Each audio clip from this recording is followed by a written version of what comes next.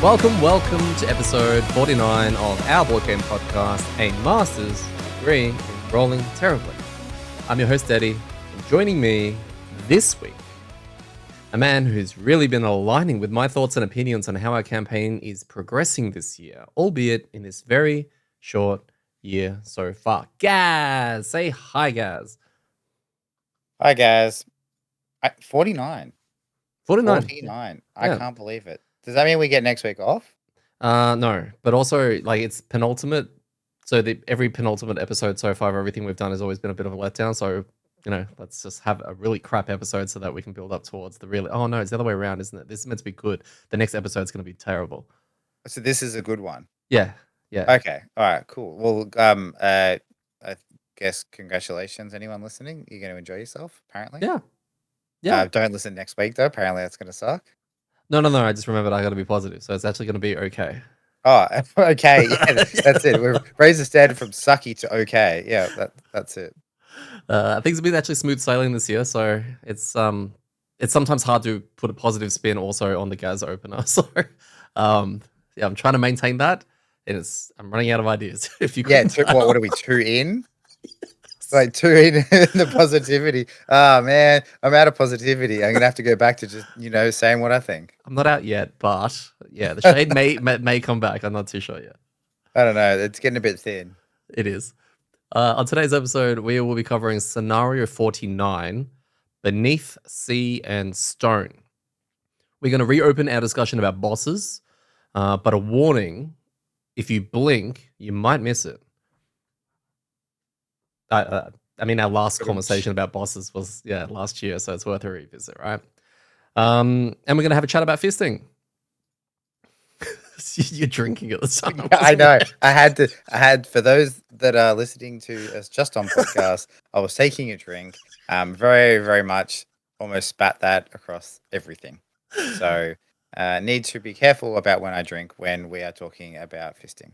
Yeah. It's not a real podcast topic. I'm sure that comes up. We're going to get banned from Apple podcast. Apple in general. I will deal with that when I get to it. Okay. Unless people report it. Please don't report it. Please don't report us. We're talking about Frosthaven. We swear. That's right. We're like, but you don't have that. You don't have a fist.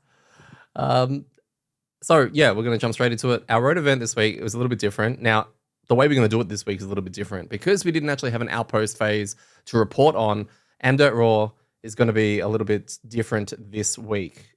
It's we're not going to release one. Instead, we're going to have a quick discussion about the actual event that we did now. I will be playing for any audio listeners out there just a music track during it. So if you kind of like those old cassettes, when you hear the music and you turn the tape around, I think that's the age of a lot of our listeners as well. All right, cool. Yeah, that's true. I think most people listening won't go, "What's a cassette?" You're right.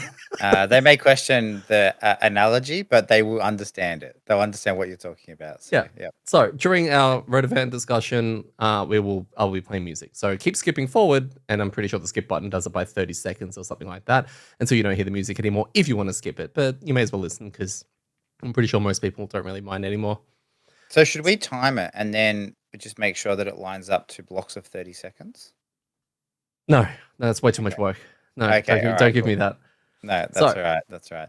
I was going to say, though, we did put the call out for people whether they wanted more amDirt Raw, and I think only weekly, and only one person responded, and they said, yes, we want it weekly, and now we're not going to do it. So, I mean, It was Dwarf as well. Yeah, it was Dwarf, yeah. Yeah. He just likes Raw all the time. We will. But I think he did think that it was after dark. He thought we were talking about our OnlyFans. So this is definitely getting reported now. Good. It's not. OnlyFans is a platform. It's a business for entrepreneurs that can express themselves how they want to. Don't go to the dirty place. That's right. That's true. It's like Twitch with the IRL streaming and just chatting. Exactly like that. It's just people who want to show people a window into their lives. Yeah. So anyway, our road event, this was let's see, this was boat B. So we went on a boat because scenario 49 was relied on a boat. I'm always excited when we go on the boat. Yeah, same. Because you Like you it's thinking we might run into an old friend? oh, I forgot about that. Like, no, that wasn't why I was excited. But like, I don't know. It just always seems the scenarios or the boat events always seem interesting. Mm. No, that's fair enough. Well, this one basically we were boating along in the water, right? Have I really captured the theme of this? So we were boating in the water, Boating, and yeah, boating, and isn't that also what they known call as it? sailing. Don't people just say, "Do you want to go boating this weekend?" Yeah, that's right. Yeah, we'll go, yeah, go boating. Yeah, true. They might. Okay, boat enthusiasts, let us know. I suppose people don't say, "Do you want a car this weekend?" Like, Do do you you want want to to go go carring? carring? Yeah. Okay, I feel a little bit corrected now, and it makes sense. So a beam of light kind of, I don't know, reflected off something that was coming out of the water ahead of us. And it kind of looked like I'm going to best describe it, even though I didn't see it, as a ship out of Star Wars. Wait, It hang kind on. of Are we was, supposed to be playing music? no. Like post-production, I'll be putting music into this. Ah, using technology. Okay, That's cool. All right, right. that makes sense. So somebody came up and a person popped up. I think it was an Aether. And 100% it was because I remember exactly the race it was. And then people underneath were like, "Oh, is it safe? Are we home?" And the person was like, "No, we're not," and was about to submerge. And we were like, "Whoa, whoa, whoa, whoa, whoa! Can we help you or anything like that?" And our options at the time were option A, ask her where she came from, and option B, offer to help her. So we didn't really know what to expect from this. We decided to help her, and this was great. It was stupid. Okay, so we chose option B, This and is so dumb. it said Aether. Is anyone an Aether? And I was like, hey, I'm an Aether. Is anyone else an Yeah. Aether? No, we got Vermlink, we got Quattro, and what are you again? A human? Human. One So, day it's gonna say, "Is there a human?" And when it says yes, they're gonna cool gain one like well, but morale. by that stage, I'll be like, well, what's to say I'm not human? Like, Well, there's only one human, so we're all human. alright. So yeah, we have a bit of a chat, and they're really happy, and we really connected, and it was really cool. And it's basically said all Aether's characters gain 10 XP each, and I was just like, hell yeah! Worst. Like seriously, that's so bad. Like I don't know what happens if you don't have an Acer, and I don't know what happens if you do the other side. But the fact that you have to have an Acer to trigger that, and then when you do, the feel bads for everybody else in the group other than that 1 to 2 people Team game guys, everyone should have been happy and excited for me. because you got something the team didn't. Well, everyone else has had their moment to get stuff that I haven't been able to get. Whoa, whoa, whoa, whoa. When was my moment to get 10 XP from the random human boating around? You haven't even had a moment to get 2 XP. So. No, I know. So But no, this was definitely, like, in all seriousness, one of my favorite events that I've ever seen. So, yeah, well thought out. It like had a lot of depth to it. I love the lore behind this one. Yeah. Like I can see spin-offs from this one boat/road event, and yeah, it is gonna be one that we will talk about for a long, long time. yeah, tier list, top 10, all that kind of stuff. Yeah, it's coming back. So hopefully there's more Aether related events in the future until I'm no longer an Aether, and then whatever I'm next will be great. So we head towards scenario 49 after I got my 10 XP and started counting it. Scenario 49, Beneath Sea and Stone. Now, this one doesn't have a written or designed by at the top, which I can only assume then is designed by Isaac himself. Nah, it means no one designed it. It was always there. Yeah, okay. Well, if it's really bad, we'll go with that. So no one gets their feelings hurt. So we actually head towards the location of the shard/crown, the thing that, and avoided Pinter's plan for mass crabicide. Now, funny story about writing this heading. I actually asked Calvin, what's genocide mean? And he said it's like mass murder for people. And I was like, does it have to be people? And he's like, yes. And I said, how can it be crab? Like, is there a crab version of this? And he was like, oh, I don't know. So he was like trying to come up with a word, crustacean aside or something like that. And it wasn't really working. It sounded kind of silly. So I typed into my Google Doc crabicide and it spell checked it and said, did you mean crabicide with an I instead of an O? And I've gone, I mean, yeah. And then I was like, is that a word? So I Googled it. I was like, is crabicide actually a thing? And it is in Urban Dictionary. So Okay. Well, that means it's legit, right? Like, who's to say that the Urbans are any less credible than the Oxfords? it's true. And like it's Google Docs. So yeah, the God, I fact that it couldn't was be changing. possibly wrong. It's on Google, on That's the right. internet.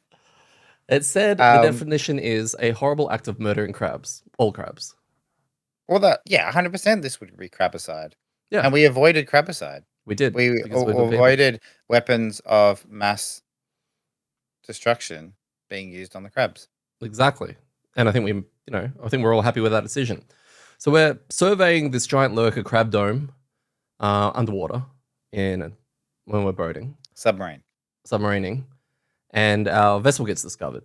So a swarm of crabs start making their way to our bathysphere, and we have a bit of a Star Wars Episode 1 minus Jar Jar boat chase underwater as we head deep into a cave system where we manage to cause a bit of a cave in, blocking the lurkers from following us. And once it's a lot of destruction and all that, once all the cloud and the debris kind of ends, we discover we've kind of sealed ourselves in an underground pocket. And now we're stranded and apparently running out of air. Yep. So that's kind of where we start the actual scenario. Scenario goal. Scenario is complete when all characters and the bathysphere have escaped. At the end of that round, we read a thing. It's an escape scenario. Super exciting. Love escape scenarios. We love these ones. Scenario effect. All characters add 3 -1s to their attack modifier deck. A little bit rough. More so We for don't Phil. like those ones. No. Anything that's kind of clogging things up, especially for our attackers, like mostly Phil. Special rules. All non-lurker characters gain curse twice. This is not a scenario effect. This was the scenario effects and that one, which is not classified as scenario effect. They just kept going. Like, we kept reading out these things, like, and you got no air, and you got to do this thing, and you got -1s. And yeah, like, I was like, okay, cool. Yep, just keep doing it. It's an underwater level gas. Yeah, I know. They always suck. There are ice pillars and cave rocks, etc., scattered throughout the actual opening room and the rest of the scenario. They're actually like blocking us from getting to the door. They have about 8 health based on the formula. I really hope they do. If someone tells us they actually had 4, then that would be easier. But they have 8 Then our health. DPS meters are going to be wrong. Yeah, true. And they're an enemy to us and allied to all the monsters. There is a large ice crystal, which is a 3-tile objective in the shape of a triangle formation, and that is our bathysphere. Whenever any character exits a hex that was adjacent to the bathysphere, they may move it such that it occupies only empty hexes, and one of those hexes is the hex that we exited. This just keeps going also. Place 7 damage tokens on each character's mat. These represent oxygen. Whenever any character performs an action, reduce their oxygen by 1. Whenever any character performs an action while they have no oxygen, they suffer trap damage, which was 5. Littered throughout the scenario are A tokens, which represent air pockets that when characters occupy these spaces, they refill their oxygen tokens back up to a maximum of 7. And finally, if any character becomes exhausted, the scenario is lost. It's a mouthful, and it is very fun. And not complex. The thing is, right, like, you summarize this down, other than the modifiers and stuff we got to kill rocks, we got to drag this submarine out, and we're going to run out of air. Every time you do an action, you lose an air thing, and you got to refill your air at the air bubbles. Like, it's not hard. It was lengthy. And I think by the time we got to the part, it was like, all right. And they're like, and everybody get these damage tokens. That's your air. And like, what? Yeah. Come on. But no, it was fine. Like, setting up was just like, okay, this is a lot to take in, but the complexity was like super low in regards to understanding how it worked. Yeah, and then of course we have our challenges on top of that. So we had Divine Intervention, add 3 Bless attack modifier cards to the monster attack modifier deck at the start of the scenario. Yep. It doesn't sound bad until you factor in that's 3 extra crits. Right? Yep. So yeah, that can be rough. But we talked about that, about just trying to get as many disadvantage out as possible. Like, we'd try to get through the deck as quickly as we could and get because we've got a fair bit of that. Like, me, Mark, and Phil all have armor that gives disadvantage. So it was just trying to maximize that. We also had alternative tactics. During ordering of initiative each round, initiative is ordered from highest to lowest. And this has been my favorite of these challenge things. Like, this is just genius. Like, absolutely so good. Like, such a simple thing, and it just changes everything. everything. Long Like, rest, you're going first. oh, you go before anyone. Like, you Yeah. are the speediest sleeper going around. You're just sitting down, having a bite to eat, just like the Flash. And what I did notice actually, initial chats of planning the rounds, I actually have a recording. I was recording myself for some reason on my phone. Want to do it after you move me? Yeah, that's the plan. I'm gonna go before you. Yeah. So I'm trying to go fast, as in. So I'm gonna talk about fast and slow as in what it's gonna be in the game. So Yes. if I'm saying I'm trying to go fast, then I'm gonna go like. you gotta be. Yeah, actually, your turn's gonna be fast. Correct. Yeah. Yeah. So you just go low in the initiative. And there's a conversation between you and Phil regarding communicating how fast you're going. And it's like, so you're going fast? Yeah, but remember, fast is actually not fast. And he's like, so slow. But he's also a blink blade. So fast and slow also mean two extra things to him. It had an extra layer to it. Like, because we weren't like, are you going quickly? It was like, are you going fast? Yeah, I'm going fast. Okay, so you're going late.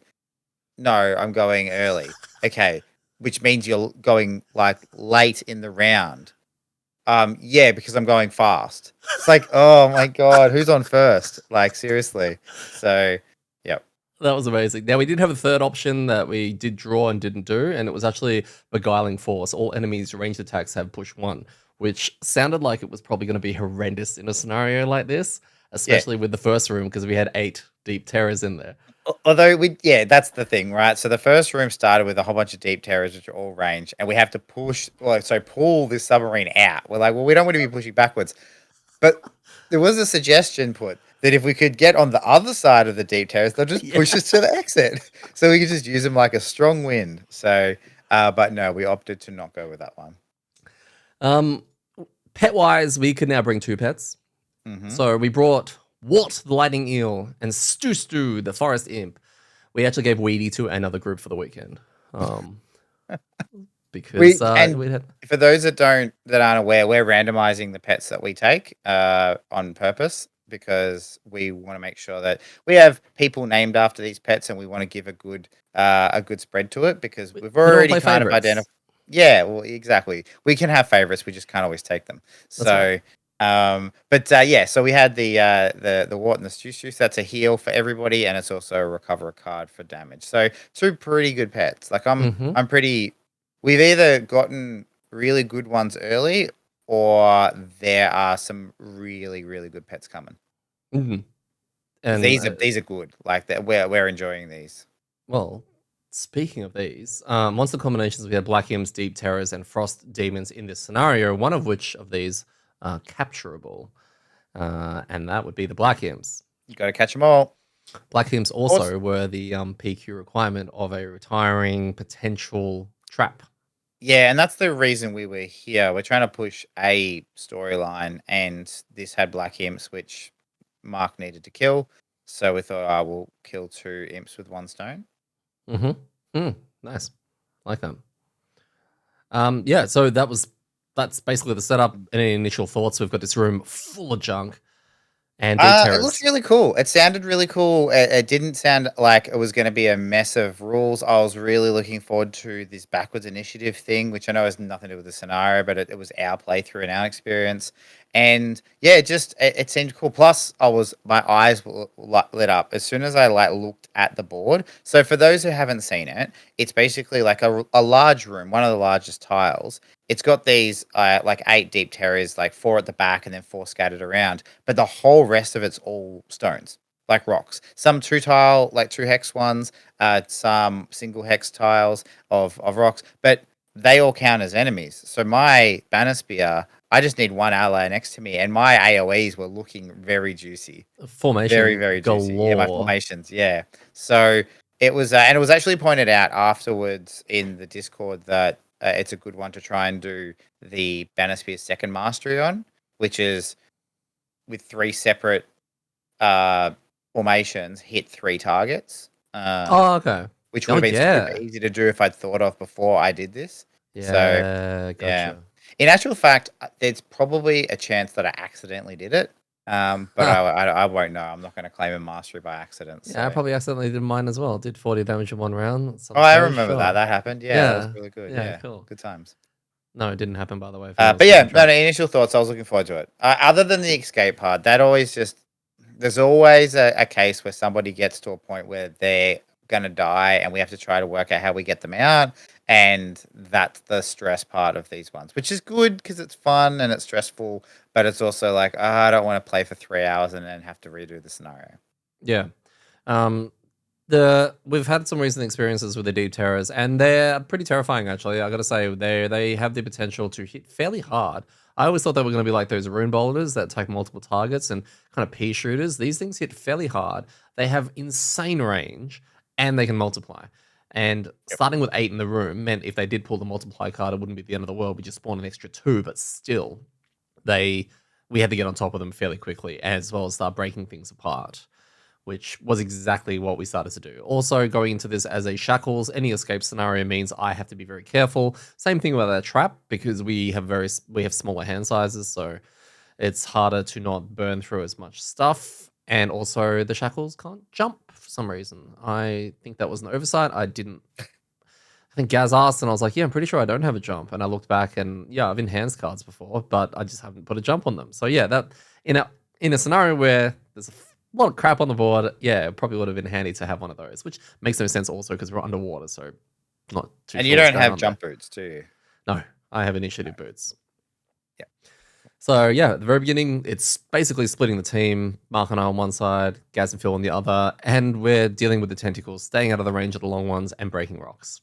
Yep. Ultimately, and breaking rocks was actually kind of fun. It was actually like, I think from a meter's point of view, it was great. Like everyone was just hitting rocks. Yep. Log Yeah, resting. the first room was fun. Like the first room was clearing through. I mean, the biggest challenge came with trying to save Phil. Because Yeah, so the ebb and flow of our turns is basically Phil goes slow, then he usually goes fast and does something, then he goes slow, and then he goes in way too far, right? And then he goes, oh shit, I need to not be here. And then it becomes like okay, how do we get Phil out of this mess type thing? did that happen this time? Yeah, 100%. Oh yeah. Yeah. Definitely. Yeah. And going late as well. That was the other thing. The deep terrors have a lot of cards. This challenge with the initiative thing, a lot of characters who have their busted cards usually go later because those cards are the ones that you can stop. If you can kill them, they can't do the thing. So they go later in turn. Monsters, you mean? The monsters, that's right, Yeah, with the later initiatives. So, but they're doing those first now. So these deep terrors have a lot of late cards, which meant they were also going first every time, which was part of the stress and something that it was hard to overlook. Oh, I also think they have retaliate. So, Phil, Yes. um, Yeah, Phil hates them. kind of, Phil hates retaliates. Mhm. Watch them do this one trick that stops Phil in his boots.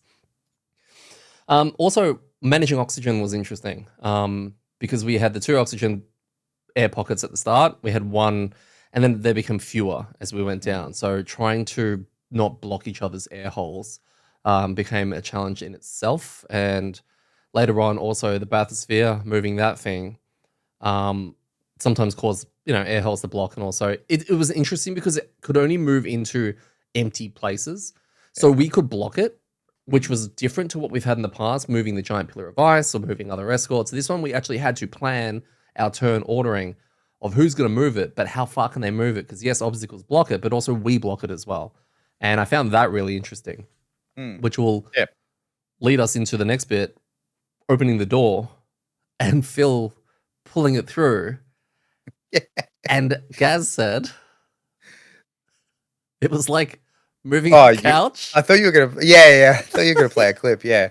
No. Yeah, because Phil's gone through this door and it's only a 1 hex door. So we were like, oh, okay, so how do we do this? And we kind of like move it. It's like, oh no, you can maneuver it through. And now he's on the other side with these 3 frost demons and all these black imps, right? Because we're cleared through the dark deep terrors.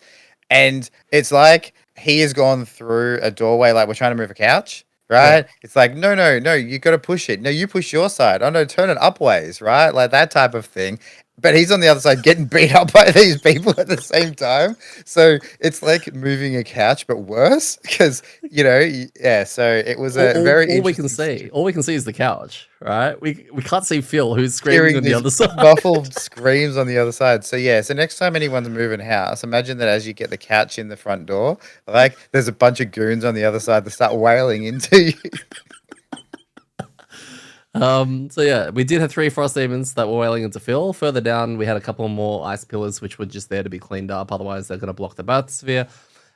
Funny about the bathysphere, because we said it so often in the scenario and it's a bathysphere, I recently started recording and putting together my snowflake review video, and I keep talking about the synergies I'm having with some of the characters. So I keep bringing up the other characters, and I keep calling you the Banosphere over and over again because of the bathysphere, and it's really throwing me off. So yes, you're not a Look Banosphere. out for that. Yeah. Apparently, I'm a Banosphere. Banosphere. We can't see what's going on. Phil is panicking on the other side. Phil cops an absolute dicking from the frost demons that they close in on him, as well as the black imps that start to have innate poison. Yep. It's not looking good, and I believe it was in this corridor he ended up discarding 3 cards to negate and prevent his death. Yeah. And the thing is, because it's an escape one, it just puts this like he hasn't got a big hand size at all, but it's not one of those ones that he can just like burn bright and go out and we can finish it. It really was okay, can we get to the exit? And I think the conversation at this point was, okay, have you got enough movement to just get to the end? Now, we're not in the last room at this stage, so we know there's at least one more room, right? Because there's a door. So the idea was, can we protect Phil for long enough so that he can get there? And then do you have enough? Now, he can play his thing, go fast and move, I don't know, 14 squares in a turn or something dumb like that. So if we had a clear path, we were confident that he could get out, right? But it was, I think the imps were drawing well. They were doing multi-target attacks, so they were hitting him as well. Like, it was getting pretty hairy. There was a lot of weird moments because of the initiative as well. That messes up the tiebreaker a little bit. So, and they multi-target. So even though we were getting in position, you were moving us, you were healing everyone, you were doing everything you can. I was trying to get in to help. Mark was coming in. Mark's got a new card actually now that he showcased this time, which was like combine traps together and then throw it, and it hits 2 targets now. And he was blowing up 2 things every now and then, which is crazy. He was complaining, I think, last week about needing AoE. He was like, I just don't have any AoE. And he got an AoE. He brought a shotgun this time. Oh yeah, it's more than enough. But yeah, Phil, yeah, definitely started to kind of hit panic buttons a little bit because he was getting down to his final 4 to 5 cards. We hadn't seen the next room, like Gaz said. It was at this moment we cleared the Frost Demons and we decided to also let Mark finish off his Black Imps, and Gaz also caught one of them as well, which was fantastic. We got our 4th pet, which we'll name a little bit later. And then, yeah, trying to work out how big this room was going to be. So we essentially said, Phil, you probably need to go open the door. And basically, if it's a big ass room, at least we can plan that. If not, we just need to see what we're working with here and then organize the planning. So yeah, he got right up next to it because the idea was that if he gets up close to the door and then he has these cards and he pops his big move, like play 3 cards, move a bunch, he should be able to make it because he has jump as well. So it's kind of like, look, it can't be that far away, right? Like, they can't give us another giant room, and as long as it's within about 10 spaces, we're all good. I predicted it was going to be Deep Terrors because we didn't get them in the second room. We had them at the beginning. Yeah. And he revealed the room, and it was actually a small hex room, Tiny which was really nice. Perfect. And it had 5 terrors inside and 1 frost demon. And it had 1 single ice pillar, which beneath it contained the single escape hex. Discussions were had. Yep. Because, of course, it wasn't just blink to the end and done. There was 1 pillar just sitting on it. Yeah. And to set the scene about what is, so he's opened the door with a big movement, right? So he's got all his movement and all that kind of stuff. And now his movement generally consists of movement, attack, move, all that kind of stuff. That's how he gets so far. Because he's got top moves and he's got bottom moves and all that kind of junk. He was going before the deep terrors because he had to finish his turn, right? The dilemma was the deep terrors were going to do something which was going to kill him, right? He has no health. He has no cards. He's going to die. And they're all going to target him if he goes straight in there. And so he needed to move up, which he had enough movement to, kill the pillar, which has 8 health, and then still have enough movement to move in. So the idea is you need to move about 6 hexes, do multiple attacks to kill this thing that has 8 health, and then have a move on there, which he informed us he could do. Right? He's like, I think I can do this. And looking at his cards, he's like, yeah, cool. He's I've got a big move, and then I've got an attack, a move, right? Or no, it might be attack, move, yeah. So basically, he had 2 attacks to try and get this thing out of the way, and he would have had enough movement to get in there. And it was pretty much at that point because that was the only option. Because the other thing to do would to be say, okay, I end my movement here. I don't get attacked by anything. I'll let everyone else come in, but which we were a little bit further behind. But we just didn't think that he had enough time. Like he didn't have enough turns left to survive for us to get in there and kill the pillar, and then him get in there and do it. Yep. Jump. So jump into there. Hang on. Where your attacking moves? There. Where's your move 5? Yeah. Okay. Okay, so your bottom is move 5. Because you keep picking up the same card saying move 5, and I've got attacks and This moves. card does Like- everything. I will jump 5. Okay. 1, 2, perfect. 3, 4. Uh-huh. 2, 3, 4, 5. No. Oh, there. Yep. Okay, count. Close enough. It doesn't matter. You get it. You're a fairy pirate You're anyway. either going to win or lose. on Okay, this. so you get 2. So you've got 2 attacks, Yeah. He's got- and then you get your move. Yeah, attack, move, attack. Move. Okay, cool. Yeah. And you've got your rolling dice. Yes. So I'll do my dice now, shall I? Well, we don't have any other option. You have to kill it. I mean, yeah, your deck sucks at the moment, doesn't it? Oh, you haven't shuffled your Oh yeah. Your good. blessing. Yeah, good. Is it bless and a And a curse? curse, Yeah, Okay. cool. Oh my god. So if you use your dice Yeah. and you kill it, I'm out. then He's you got win. Fuck, it's got 8 health, yeah. Yeah. Fuck me, yeah. So You you can- kind of you- have to do it. You can because still move 4 away. The problem is... I've got 3 more moves, so unless you can give me a kill, like 3 more turns. Right? What I'm hearing is everything has been sorted. It's literally the attack modifier deck that we're relying on this. the only other option before he draws Yeah, yeah, anything is that he just goes here and ends his turn. Yeah. Right. And then that's your last 2 cards for your round. Yep. And then So your now long I rest. Yep. And how many cards you got left after that? 3. 3, which means then he would get 1 turn and then a long rest, and then 1 turn, which means he gets 2 turns to move in there, but there's only 3 turns. Where you have to get in here and kill Everything. enough stuff to do it. So Which is not going to happen. fuck it. We got to like ride or die, right? Yeah. Like,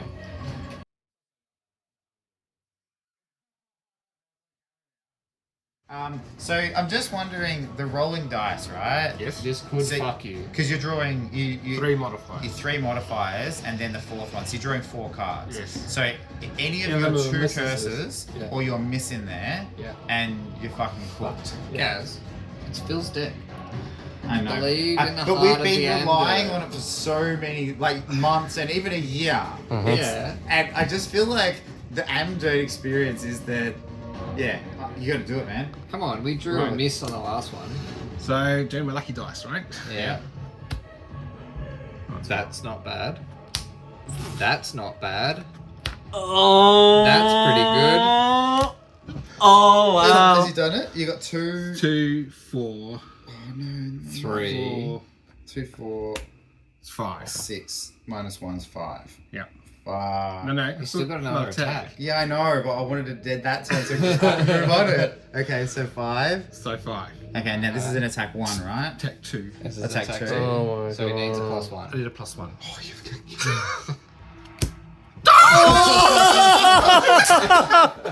Oh wow. See, And I'll move on to here and escape. See you later, boys. I'm out. Oh, no, fuck.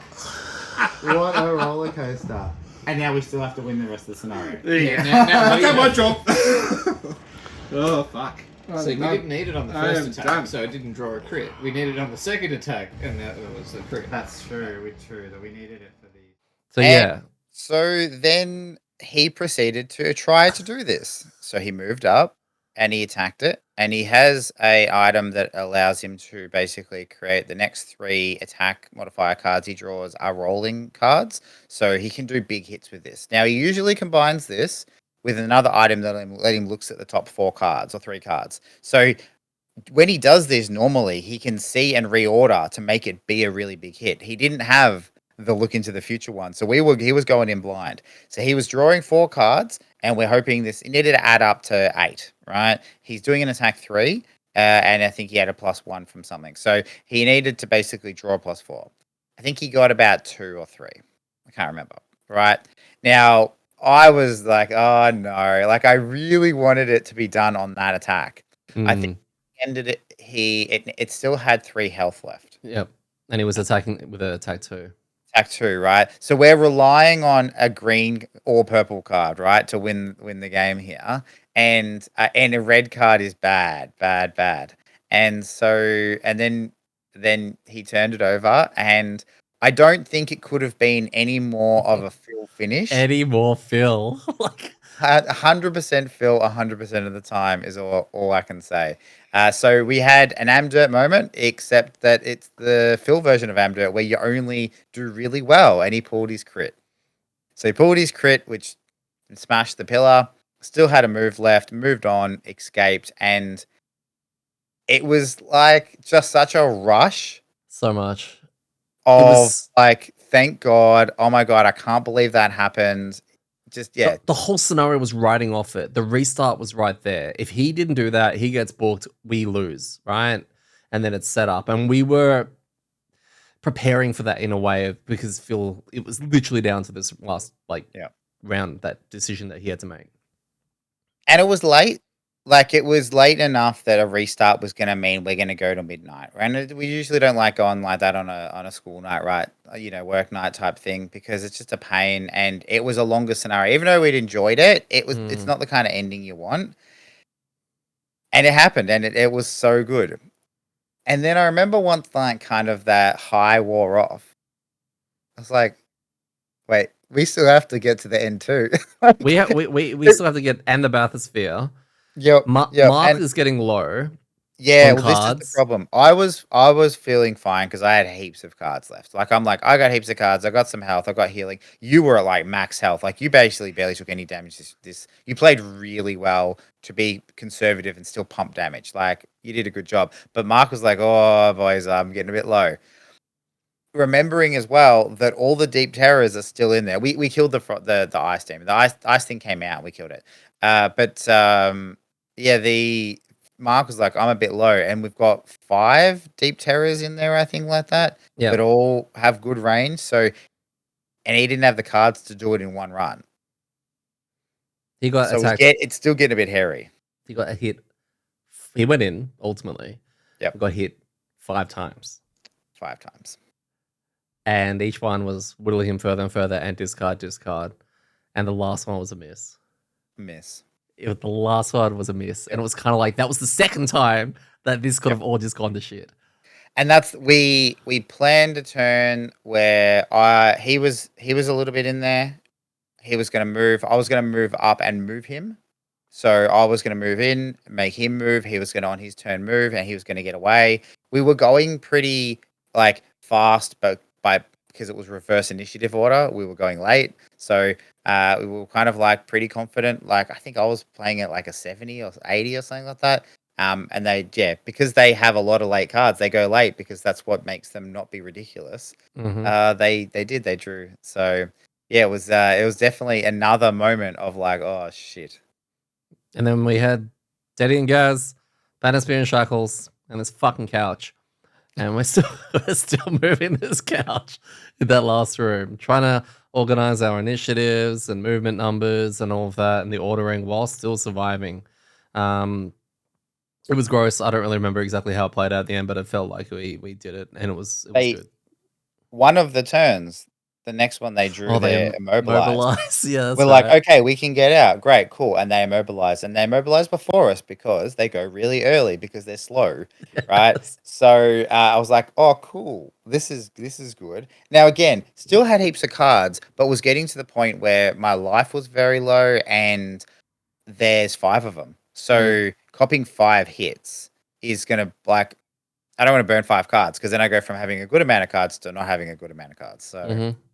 I'm pretty sure the miss came up a few times that night as well. Like, they were all like arms in the air moments every single time. Yeah.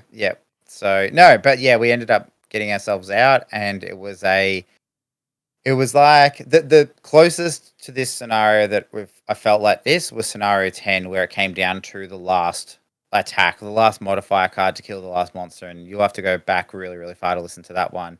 But it was a similar situation where it was all riding on a couple of draws, and we had 2 or 3 moments, and we got up. I think that's where it increased in this one because once Phil got through his moment, it was still going. Yeah. Like it wasn't just the last round in 10. This was like a roller coaster. It was just like, cool, that is one person out. Thank God. Mhm. Next, Mark. It was just like constantly, how can we screw this up? And we had moments like that with the other heist that we did, which is the one we failed a bunch. Scenario 45. 45. We had a couple of times where we failed that, where we had good things and then we had a bad thing. So it was like we lucked out, and now luck caught up with us, Yeah, yeah. and we failed because they drew the right card or we missed or something like that, right? So we'd been in the situation where you've really got to get lucky, and like I was like, oh, this is gonna happen, isn't it? We're gonna be lucky, and then we're gonna fall short, and we're gonna have to do the whole thing again. But no, it was such a good feeling. We got through the end. Really good feeling. In fact, something we haven't had in a while, the rewards. We had 5 XP each, which was very nice. We got 5 on top of the 10, on top of the 4 for the challenges, and of whatever else we generated. So some crazy XP there. Yeah. And would have been ideal if we could go back to Frosthaven. We also unlocked a new scenario, Underwater Throne, which was a Force Link scenario, Gaz. Force Link. I your fucking favorite. hate this game. So for those that have you not technically been leveled up? For those that not technically, I did. So for those that have not been following the Banner Spear leveling saga that I have been going through, we have copped, I think it's 3 Force Linked now in the short time I've been playing the Banner Spear, and they have all come at points in which I have leveled up, following a trip to Frosthaven where I was minimal amount of XP, 2s and 3s, and I think the last one was 6 away from leveling. So yeah, I was not impressed. Now, I know we're probably going to have someone listening saying, you realize you can look at the scenario, you know whether it's going to be force linked. And to that I say, yes, well aware.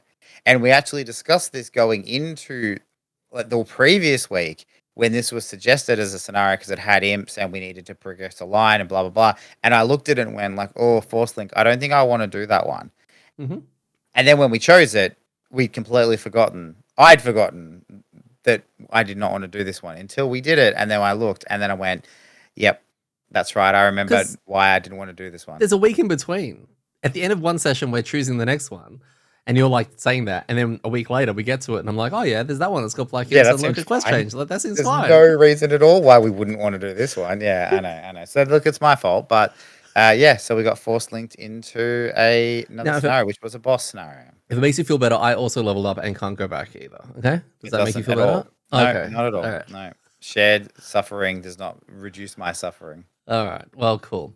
What were your thoughts on scenario 49? We'll go with 49. I loved it. I thought it was really good. Made even better by our finish. The theatrics. So again, this is one I'd be really keen to hear people's thoughts on because we had a great experience. It was a good scenario, but I think the challenge that made the initiative thing just made the whole thing wild. Like it made it really, really cool. It definitely put a big different spin on that. And the kind of, we've already explained, like the ending to it all made it more memorable as well. So I loved it. But I can, be really interested to see other people's thoughts because it has a few things in it that I could see would really hamstring people. So trying to get through the rocks, trying to get the the air, stuff like that could just be annoying ways to lose a scenario. Yeah, I think I haven't really looked into it, but I think lower player counts, you've still got the same amount of crap on the floor that you have to clear. Mind you, they'll have lower health, but still, there's potential problem there, as well as maneuvering that, the couch all the way through. That seems to be it. But the general consensus is, I think a lot of people have repeated this one. We almost did. Like, let's be real. It was hard, and we almost did. So, yeah, I think it's just generally seen as a fairly challenging scenario. One person did, though, say that somebody's questioning the thematics of it because it's underwater, yet the coral who was in the group still needed oxygen, which was weird. And also unfettered characters don't really breathe because they're robots. So, Like they should also not need to worry about oxygen meters as well. But they're robots, then they shouldn't work underwater. So therefore, you Oh, can't take robots, right? So you just insta die. The solution to not having to breathe is that your character exhausts on turn 1, and the whole party loses. Okay, that's fair. Well, the meteor was also trapped in a wall for, I don't know, 500 years and probably wasn't breathing either. So he shouldn't also have to breathe. Like, there's just, this oxygen He'll- thing apparently he'll- was ruining people's lives. Yeah, ruining people's immersion. Yeah, no worries. That's fine. Yeah, makes sense. Yeah. I also fucking love this. I think that there's something really cool about here's your puzzle and that's it. Sort it out. And I've really missed that. Like we haven't had that in a while. I've enjoyed a lot of the later scenarios that we have had, but it's a vanilla feeling one with a lot of layers of complexity added to it. But you don't have spawns. Like there's not a single spawn. And I think that's kind of where I just miss that. And the puzzle of the room, there's the room layout, sort it out. Mhm. That was cool. It was really, really cool to have that. But yeah, Shackles doesn't like escape scenarios because I feel like I can't burn so hard, which is a bit against the way I want to play it. But that's fine. I like being able to adjust it as well. I don't want to be able to go in there and just do the same thing over and over again. I like having to actually think about it and know that those changes made a difference, right? Same thing with, I think the trap also just doesn't like escape scenarios as much for the same reasons. Mark didn't play that card where, the line of sight blow up every single trap and, those sort of burn cards he's known for using. He probably had to hold back a little bit. And, going into this one, I adjusted my deck accordingly. And it's funny because at the very beginning, I was like explaining to Phil before you arrived, I actually said to him, hey, this is a quick rundown of how this scenario is going to work so you can, fix your deck. And he goes, what do you mean fix my deck? And I was like, you can adjust it. He goes, oh, no, I never do that. I always bring the same one. And I'm like, oh, why? And he's like, well, why would I? And I'm like, good point. Like, it's been working, right? You're deleting everything. So it makes perfect sense. True. Just pick the ones with the highest attack value, right? Like, that's how it works. Yep. During this scenario, also, we actually looted one ancient coin, finally. Oh, yeah, that's right. Yep. So, yeah, the tavern coin quest No wonder card it's thing. been lost. Like, it was at the bottom of the ocean, trapped in a cave that no one's ever been to. Really good point. Really good point. So, yeah, we dug that one out there. Is this an Ormy scenario? No. Oh, I reckon it's one of the best Ormy scenarios. Actually, yeah, no, you're right. I was just thinking because he'd like run out of air, but he doesn't need air, right? Oh, I didn't think about the air thing, but yeah, probably not. Yeah, No. okay, he's not a character. Yeah, okay, no, yeah, because he just gets stuck fighting rocks. Yeah, If anything, it would be a buff. He would help clear the rocks. true. Right? Having him, that would be an advantage, provided he doesn't get booked by the Deep Terrors at the start. Yeah, I actually think this is one of the few ones off the top of my head where having an Ormy is borderline OP in this scenario. Yeah, no, I think you are right. Actually, thinking about it again, no, spot on, good call. He'd be helpful, and he wouldn't go very far. Exactly. Let's see. So we had my bad. Okay, it must be these ones. Battle goals. Battle goals for this one. We had Exterminator. Kill one or more enemies of each monster type that appears in the scenario. I think that was Mark, and it was really well done actually, because I think he just needed to kill a frost demon, maybe at the end or something. Yeah. That came through. It was the one thing he was missing. 2 ticker. Really, really cool. We had Pincushion. I keep saying this. Was this you again? Yep. Are you Again, still it's not one of being- those things that I'm like really good at taking heaps of damage, but apparently only from 2 targets. There was a few moments where I wanted to jump in the middle of 3, but it just didn't. Yeah, I need to stop picking it because I'm not going defensive. You need to stop picking this, and Phil needs to start picking this. Yes, true. He constantly gets attacked by 3 or more monsters. Yep. Minimum. Yeah, that's it. Shirker, kill an enemy not adjacent to you while you are adjacent to another enemy. That sounds like Phil. I don't know if he did that or not. Did he do a weird announcement of that? No, there was no for reasons. I'm doing some things. So I think he said he didn't get it. I'm not sure. Yeah, okay. And Wastrel, lose a card to negate 2 or less damage from an attack. That was mine. I honestly, just based on how the scenario is playing out, didn't even monitor that one. And I wasn't towards the end. I wasn't planning on doing it.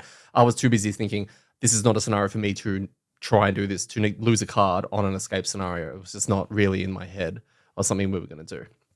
I had a fleeting moment at the end where I was going to wait one turn to escape, so I could get attacked by like all 5. I think one was dead by that stage, but by all 4 deep terrors at the end. But I decided to not because I didn't want to book the scenario trying to get 1 tick on my battle goal because Yeah. that would be super feel bads. Yeah, that would be actually. We'd be having a completely different podcast episode right now. I don't think I would be on it. No, To probably be not. honest, I would exile myself. DPS meters. It was a really good showing from everyone. Obviously, with a lot of rocks to hit, there was a lot of damage to be done. So Gaz started off with 59 damage. Phil ended up with 66. We had me on 82, and we had Mark on 88. So really good numbers all around. Although, yeah, a little bit of padding in there probably. Damage taken. We had Mark taking 30. I took 34. Phil took 42. And Gaz took 49. It's a lot of damage. So the objects were hitting us back. And healing, Phil and Mark both with 12, Gaz with 22, and me with 28. And before you ask, yes, that was all on myself. It's fine. Clarified it once. So outpost phase, there was none because we had a force link. And we were going to actually call it there. That was it. We were going to call it there. Yep. But we had like an hour, maybe an hour, We maybe an hour had, and a half. it was late. It was late. But I think when we last had a boss after your epic never-ending story PQ, what we did is we set up the scenario and we let it there and we had a look at it going into it. So I thought, let's do that. Like that sounds like it. It was early enough to not have to like call it, but late enough where it didn't seem like we had enough time to do it. And it made sense. You said set it up so we can look at it. We've done that in the past. Let's do that. And then it was kind of like you were like, should we just do it? Well, okay. So here's the thing, and I don't know if we want to go through all the details of the scenario, or we want to just do an unhelpful. So when we set it up, the boss to this one is you start in the middle. I'll actually do a little setup, but in terms of the actual play-by-play, there's no play-by-play. It's No. done. Essentially, the reason we came to the decision to do it was because we set it up. There's a boss at one side. It's like 2 big hex tiles, like 2 big tiles. The boss is at one side. We start in the middle. There's monsters at our back and a couple ahead of us, and there's just unlimited spawns. Right now, the data can go through how it works. And we looked at it and went, it's got like what 80 odd health. We have 2 like bosses are the things that we delete, right? We have a like blink blade and a trap. And a trap, right? Yeah, and you've leveled up your ability to just like spew out damage as well. It's I thought, yeah, a good chance. So I just like, hey, do we want to have a crack? Like, I reckon we could probably smash this out in about 5 rounds. And at least if we lose, we know what we're going into. And if we do it, then we can just do it. Or if it's taking too long, we can just pick up where we left off almost. Yeah, something like that. Like, it looked like it was something because we started so close. It wasn't a boss one where it was like, oh, there's another room, etc., etc. It was just the boss is right there. Mm-hmm. Okay. Yeah. So do you want to just give a I'll do that setup. Setup. So this was scenario 53, underwater throne. Right. So after our escape, we made our way into a dome. We went all stealthy until we stopped being stealthy, and a big fucking crab, all glowing and shit, appears, makes crab noises, which nearby lurkers hear, and then they come to attack us. They all look like they're under a spell or something. That's the gist of it. It was also, when I was doing my write-up, how I kind of felt about this scenario. So, scenario goal. Scenario goal is complete when the Seeker of the Abyss is dead. At the end of that round, we read a thing. Right? Scenario affects all characters at 3 -1s. It's exactly the same as the last one, including the special rules. No lurkers, non-lurkers gain curse twice. And then, basically every round we spawn a soldier and a mine snipper. Our challenge card, we had 3 this time. We have 3 every time. This time we chose one. The one we chose was called Bloodlink, right? The first time any enemy suffers damage each round, one other damaged enemy performs a heal self where X is the damage that was suffered, which, is pretty cool. We also happen to have Keep Watch and Offensive Spread. This was rather interesting because we only chose one. Offensive Spread was all figures add -1 attack and +1 target to all of their single attack abilities, which is kind of gross. We didn't really want to deal with that. And Keep Watch. Whenever you perform an attack targeting an enemy that has not yet acted this round, gain disadvantage on the attack. And whenever you perform an attack targeting an enemy that has already acted this round, gain advantage on the attack, which also seems for a boss scenario to not be good. We don't want to be waiting for the boss to go first.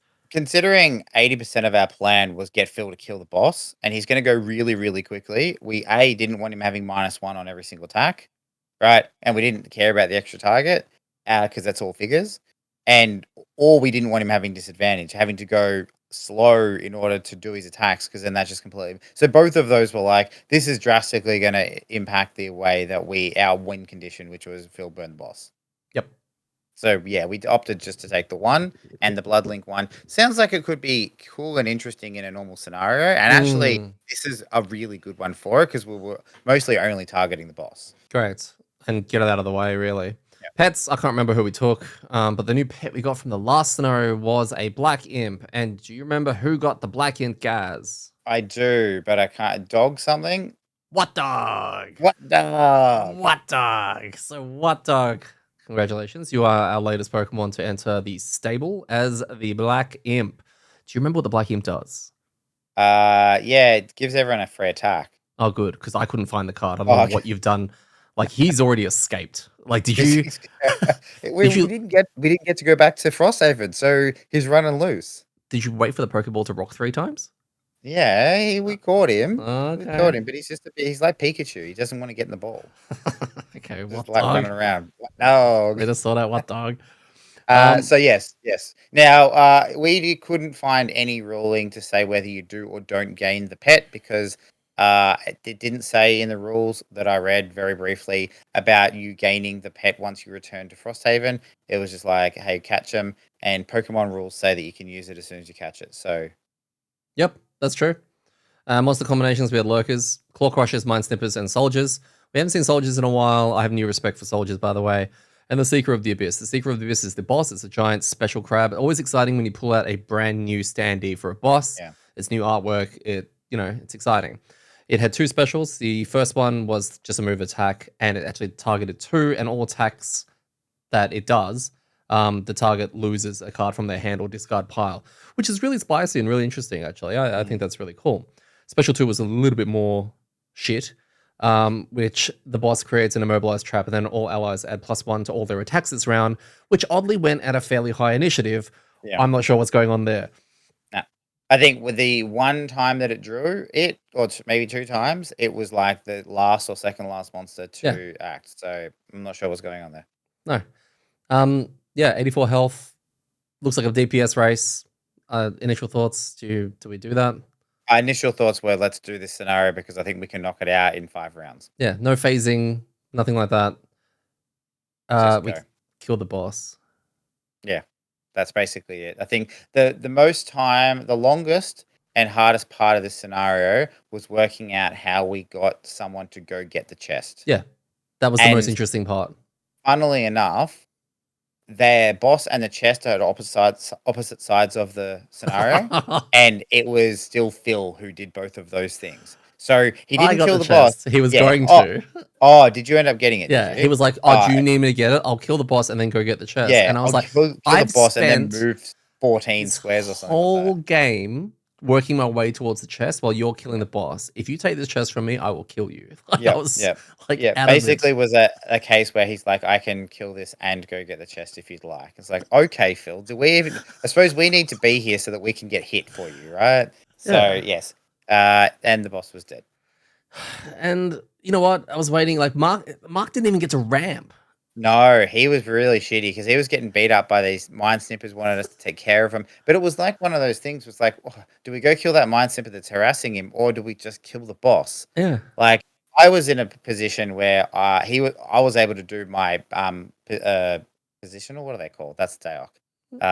That's positional, I think. Oh, yeah. No. Okay, cool. That is basically just an attack 5 if someone's on the opposite side. So we just surrounded him, and I was like, okay, I'll keep doing attack 5. That seems really good. So it was really tricky to do anything other than just try to pump damage into the boss. Yeah, I'm gonna go to the rewards and everything, and then we're gonna break it down a little bit, chat about bosses, and the blink blade and all that kind of stuff. So we got 2 ticks each. We gained the coral shard sticker. Now, that kind of puts us at 4 stickers. I think we need 5 or 6 or something. I don't know where the rest are. I may need someone to help me out with the campaign to work out what we're missing, because I think the next one is unlocking the lurker finale or something. We need 6 to open the next scenario in this chain to go on to the rest of the things. So we have either got to wait, or we've stuffed something up, I'm not sure. Yeah, okay. I'll check the FAQ. I'm sure it's in Yep. there. I'm sure someone will politely direct me that way. Yep. We've got new scenario, Uniting the Crown, scenario 60, and that's it. Ormy scenario, probably not. I almost No. died. 100% Unlimited no. spawns, he's just going to get booked in like 2 turns. The mine snippers are really dangerous. Like, all conversation in a minute aside from how lackluster this scenario was, the damage output from the crabs that are there is massive. Yes. Mine snippers do heaps, soldiers do heaps. The claw Soldiers. crushers are just there, but they hit through targets. So much damage. So much damage. Yeah. And like I've barely seen the soldiers apart from early ones, and I've rated them accordingly because they come across as the vanilla of crab. They are dangerous, those soldiers. They tore me to shreds. Not that we were trying to kill them. We were kind of trying to burn the boss, and I was trying to maneuver around them, and they were just booking me as they were doing it. Oh, Yeah. they have like target 2, but like hit the same target twice or something, like the skeleton card. Oh, that was Yep. rough. Okay, let's go into it now. Why did this scenario not do it for you? Because the boss died really quickly. Which is good, right? On I paper. mean, but yeah, 100%. If the only objective you have from playing this game is to make sure that all the scenarios are completed really quickly, then yes, then it ticks that box. Yeah, and I need a caveat here. Because Phil, you're going to listen to this. I need you to know this had nothing to do with you, right? No, this was the plan. Okay, yes, that's a really good point to make. Okay, this isn't a complaint about the scenario, and this is not a complaint about any of the classes, whatnot. Our plan was, let's go in there and throw our 2 main DPS, which we know delete bosses, because we've seen it happen multiple times now over the last maybe 10 scenarios. Okay, throw them at it, and the plan worked really well. Yes. Right? Collectively, that was what our plan was. It wasn't 3 of us going like, oh, let's do this plan, and Phil going, nah, screw you guys, I'm going to go kill the boss, right? It was 100% all of us on that. So it's not. It was not. This is not player based. This is more design scenario class based. Yeah, and it got Gaz and I stayed back after everyone left and had a bit of a chat about our thoughts around, I guess, class balancing, the different types of scenarios and all that kind of stuff. And it was an interesting chat. I wish we kind of recorded it, but also we'll save it for this because it's an interesting discussion. How, is certain classes broken? And it comes up all the time. It comes up, is birds broken? Is this broken? And I'm now going through a phase of, is the blink blade broken? And a lot of people in the community, there's Reddit posts about it. There's all that. It's like, oh my God, I can solo any scenario almost. I can do this and this and this and this. Now, I haven't seen that. I think Phil plays it really, really well. And I love actually watching what he does. Okay. I think he's having more fun than I've seen in a while, especially after post media.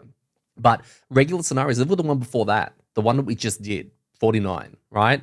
It felt nice and everyone had their roles and everyone was getting through it evenly and he got booked and all that kind of stuff. It was fun and all of that. It's these boss ones, especially the ones that don't have phasing and Trap, you're in there in this discussion as well. You just require a little bit more of a ramp to get there. But if you can like 1 or 2 shot a boss, there's something quite wrong with the design of the boss. It's a boss. It's a boss fight. It's it's the cliffhanger. It's a thing that you're so excited. Oh shit, this is the nemesis. This is meant to be a slog. It's meant to be scary. It's terrifying. They don't feel that this way. When we see one, it's almost like, oh God, I hope it lives long enough. Like that's literally what my brain is telling me. Yeah, there was a conversation in our Discord, kind of adjacent to this, about different ways to play Elden Ring. Elden Ring's Dark Souls, really well known for their epic boss fights, and the hard difficulty level that they provide. And somebody was talking about playing a caster through Elden Ring, which, if you look into, does remove a lot of the challenges of the game because your spells do lots of damage. And there are plenty of videos out there, if you look them up, of people deleting bosses very, very quickly with caster in Elden Ring and basically cheesing their way through it. Now, it's fine because it's the game and like I barely got in it, so good on people who went through and played it. Like, it's a valid way of playing the game. But from a boss perspective, and this is what this feels like, very similar to, it does make those encounters seem irrelevant. And Yeah. I don't subscribe to the Blink Blade being broken, not in the way that I'm seeing it anyway. Now, that's a different conversation, I guess, if you're going to rate what is broken. It's probably one of the most tuned classes I've seen in Frosthaven. from a ability to do what it wants to do really, really well, right? Which is kill everything all the time. Now, it has limitations around Retaliate. retaliate. Retaliate Shield. is a big problem, and we've seen that, and we joke about it all the time. It doesn't like retaliate, but when you are fighting something that is big pools of health, okay, is where it is optimal, right? Because the problem with other things is shields get in the way, retaliate gets in the way, small, like low health pools get in the way, although it has the ability to move between targets a little bit. So it's really just the situation that we find, I guess, now 3 times, Mm. I reckon. That, yeah, you put a boss there and it deletes. And 2 of them, I think, was Phil and 1 of them was Mark on the trap. Yeah. Where I'm at around this whole thing is I accept the fact, I agree with you, the Blink Blade is broken, it's probably not broken. It's got a job. It's got a very, very clear job. It's like an assassin. It's a rogue. It's going to burst something down. I love that. I love that every character almost has a role or several roles that it can fill. That's good for the game because it makes everyone feel important. And when there's a boss part coming up, you've got the Blink Blade characters and players who are playing and go, yes, this is my time to shine. I'm going to go in there and do that. What I'm saying mostly is that it's pulling it away from how big and epic the boss fights are supposed to feel. And that's my biggest gripe is that the boss fights are supposed to feel. If we didn't have Phil and we didn't have Mark on the trap and they had different clarity, we had maybe the media and then we had Bone Shaper pre-horde Fist. or Fist, exactly. It would definitely be a longer slog, probably a little bit more dangerous, especially with all the spawns that are coming, etc. Would it be more fun? Yeah, possibly. I don't know. I may look at the other end going, fuck, that took way too long, etc. It's a weird balancing trick right now. Yeah. And that's the thing. Sorry, go. No. That's Yeah, I mean, if we look at the last 3 bosses that we've fought, we've got the Chaos Demon one at the end of your PQ, whatever scenario that is. I'm not going to remember the numbers of the scenario. That Phil killed and Mark mazed all the Chaos Demons. So the trap did the trap thing, made the monsters mostly irrelevant, doing their jobs. Then Phil did his job and killed it really quickly. We have the Fish King, right, which Mark threw a 60 damage trap at and killed. Right. And now we have this boss where Phil just jumped over there and just did the ridiculous amounts of damage in like 4 turns and killed it. And I love that they can do that. I actually totally. love it. Look, it is so good.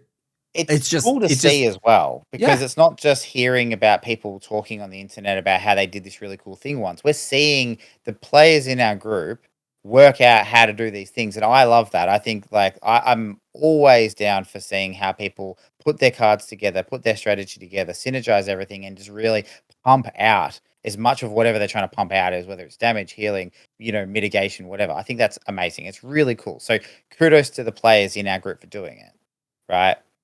But it does make those encounters feel very, very like, I don't know, lackluster. Yeah, well, it's safe to assume that when we get to the end of the Loka, it's probably going to be some kind of a boss in there. Unfetted's going to have the same thing. The end of the game is probably going to have some kind of a boss, right? I'm not looking forward to them.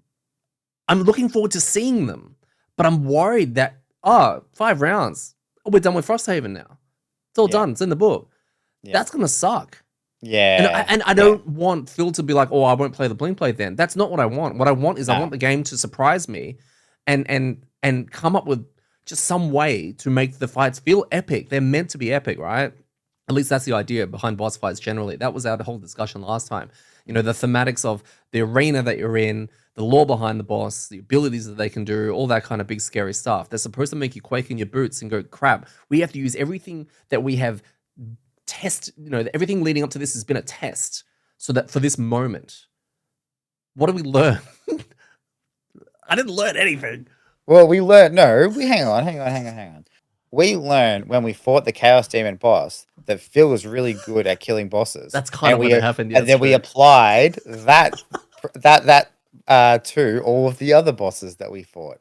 And we threw in a Mark for good measure, a trap, who also did ridiculous. Yeah, look, I agree. And this is where one of those things, if we go back very lightly to what we discussed a couple of weeks ago with the boss stuff, I feel like this scenario actually did cover some of that brief really well. I think the arena was cool. The setting was fine. The boss seemed okay, although, I mean, do damage and make you discard a card and then do damage and make everyone else do more damage. It's not very interesting, but sure, it's not terrible. I think it's a loser card as well.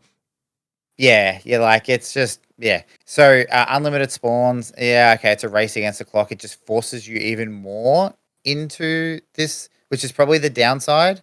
I'd say it's fine, but when you look at a scenario like this, you go, well, we have to just kill it really quickly.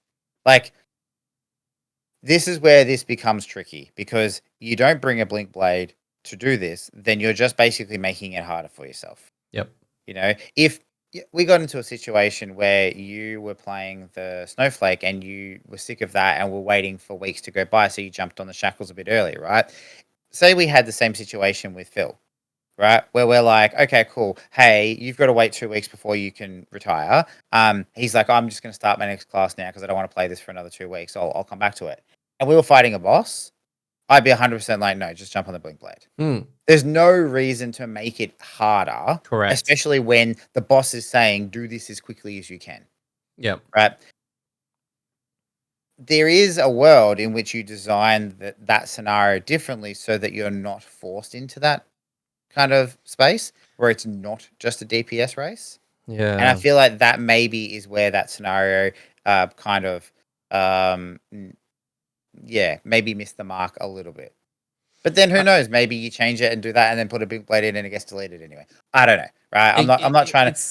We're not trying to redesign change the the scenario. No. We're not. Yeah, we're not trying to do that at all. We're just, I guess, hoping that it will fix itself. Yeah, that's it. And look, I guess the thing I'll say to wrap this up is that this isn't complaining about a class being broken.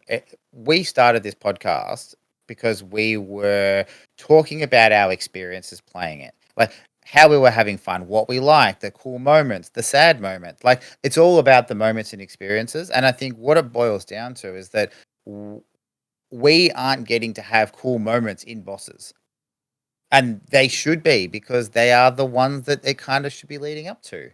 And I mean, look, honestly, I know Phil's having a lot of fun with the blink blade, but we'd have to ask him. But I mean, killing that boss probably didn't feel any better than it did to murdering a bunch of dudes in a thing. He was just drawing modifier cards and doing heaps of damage. Like, I'm sure that's cool, but it's not a memorable experience. It's an interesting point, actually. One of the threads I was reading when I was doing a bit of research on this, someone did say, in a blink blade is broken thing, these are all the cool things I can do. I can do this. I can do an average of some absurd number this many times in any given round and do this and move over here. In fact, on some of the scenarios, I feel I have to tune it down a little bit because I am worried that my friends are having a shit time. And yeah, that, I don't want them to have a bad time because of it, and I don't want Phil to be thinking that at all, because we are still having a great time. Oh yeah, totally. This is not a problem in every other scenario, and that's the question. That's the thing. I know you were looking up some stuff and we were reading out some general blink bladey stuff. I don't think that he's even gone the maximum busted build, right? It sounds like there's a whole bunch of things that he hasn't gone down that path. So at no point is like Phil or the blink blade ruining our fun. Well, there's never been a case of us talking about this. It's just a boss fights. Every other scenario has been fine. Yeah, 100%. So yeah, I just want to be super clear on that. Like, this isn't us being salty or saying that the class is broken, needs to be fixed, whatever. I don't care. I think it looks like a great class, looks like heaps of fun, possibly overtuned a little bit compared to, but it just does what it's trying to do really, really well, right? It's just the talking about the experience of the boss fights, and yeah, I think some of them have been kind of underwhelming because they have died so quickly. For reasons. It's almost I'm now going to backtrack a little bit to earlier when I was playing the Snowflake. We had a very similar chat about birds and how it enabled escort quests and made them maybe a little bit more trivial, because just taking something and going, well, you move 4 now and jump over everything. Oh, we'll just do it again a little bit later. Oh, we're done. Is that a similar kind of thing, where if we slog through an escort, it's a bit more hard work. Everyone, is struggling in the same pace, etc. And that one thing has just been like, don't worry, guys, I'll make this easier. Oh, look, we won. And maybe that's how we felt at the time. It is, with the caveat that that's just another scenario in the hundreds odd scenarios we're going to play. So who cares, right? If you manage to have a card that gets you through 2 or 3 scenarios, 4 or 5 scenarios, whatever, and you're able, that's great, but nobody cares, right? Like if the move the I'm carts not that one, important. no, as in like that's cool that you're able to use those cards to do it, but it's not going to be one of those like, oh, Frosthaven was great, except for that one escort quest that we had to do midway through our scenario. We used that one card that made it really trivial, and no one's going to remember that, right? No. If the move the carts one, and I think of that particularly because they are all moving all the time, right? If that was like the end pinnacle scenario for a no, like a kind of quest line, and you had birds, and you made it trivial by doing that, then yes, right? Then yes, I would say that's probably not a good experience because you can basically skip the core mechanics of the scenario, and it's supposed to be leading up to something, right? Again, that would be underwhelming. But it was just another scenario on the path. So it was kind of cool that you got to do a cool thing and use your cards to do it, which you chose because hearing people play the Snowflake, a lot of people haven't chosen that card, right? So you got to do that thing. And yeah, it made it better. If it was every other scenario, then yes, it would be a Yeah. problem. But so that's probably Well, the difference. yeah, okay. That's no, that's been I've enjoyed that chat and discussion. I'm curious to see what other people think. So leave comments below so we can have a chat about it, and also in our Discord as well. If we can start up a little chat about that, I'm curious about a lot of our listeners of what they Yeah. have to say about this and if they've experienced anything similar. And again, especially focusing on bosses dying really quickly and it That's being a poor experience. Not so much about the blink blade. Like, correct. I don't want to get into a yes or no, or here's how you should or shouldn't do it. But more just if you went into this boss, for example, that we just did with a completely different party, okay, and it also got deleted, okay, then talk about that because that's interesting because Yeah. that then's talking generally where the bosses are. If you went into that boss with a different party and had the best experience, and this is now your top 10 scenarios of all time, let us know because again it clarifies a little bit about where the fun is at. Yeah. Yeah. 100%. Very lastly, very briefly, we literally about an hour ago did some fisting with Mark, and he opened his He's really fist happy box, now. and we got a chance to finally see the fist The fist. and learn a little bit about that. And yep, just some of the main points that I found really interesting about it. It's an 8-card character. Which couldn't have happened to anyone better than Mark coming off a character with 9-card hand. Yep. So much fun. Looks very cool. It plays with icy terrain, which is cool. It's got a card that looks like it's built into it, but still needs to play it, Yep. which is Mark was a bit interesting. shitty about. Yes. What do you mean I got to prep? That's going to give him regen. Yeah. But the general idea behind card discarding and only discarding one instead of two, or I think it's pull it out of your discard pile, the ones you just played, or something like that. Taking damage instead is a really cool idea. I'm a little disappointed so far. There's been no brittle. I assume that it will have a brittle stick. There's no brittle stick. Later on, yeah. Uh, It's interesting because it's using your life as a resource, like a HP. So in Gloomhaven we had the Berserker, right, which used your HP as a resource, but it was like used as a resource to do heaps more damage. We've had the Bone Shaper, which uses a resource to summon, right? And which is funnily enough, Mark played that character as well. And now I think this is really cool. It's a use your health as a resource to keep your kind of engine going. Because we talked about it, and it's going to be fascinating to see. He could essentially play the same card 4 or 5 turns in a row. yeah. If he's got enough health and he wants or enough healing, he could go through and just keep doing something. So maybe that's also going to be busted against bosses if he's got a really big attack. He's like, oh, I'll just keep doing heaps of damage to it. But hey, who knows? It's been a really cool transition watching as well, going from a Bone Shaper summoning pet class to a trap, which is we make fun of the mazing and the Sudoku and the puzzles, to now a boss killing class, to now a big melee fisty boy with fat health and a small hand.